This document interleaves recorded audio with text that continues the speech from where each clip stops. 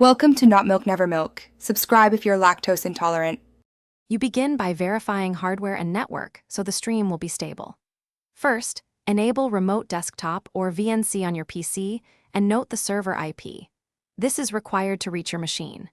Then install a VR-capable streaming client on the headset and log into the same account or enter the PC IP.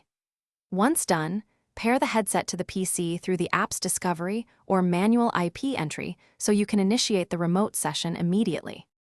Now you fine-tune the connection for usable performance. In the streaming app, choose a resolution and refresh rate your PC and headset can handle. Lower these if you see judder. Make sure hardware encoding is enabled to reduce CPU load and latency.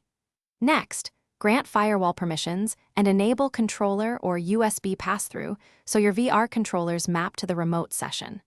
Once you test inputs, tweak bitrate and buffer settings until movement and sound. To finish, launch the remote session and immediately test audio, visuals, and controller responsiveness so you can adjust on the fly. If you encounter stutter, reduce bitrate, lower resolution, or enable router co-S for the PC's IP to prioritize traffic. Make sure to close conflicting apps that consume CPU or GPU.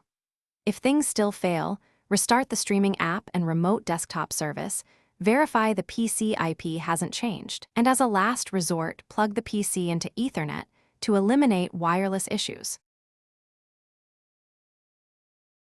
Thanks for watching. If this was helpful, leave a like and consider subscribing. See you next time.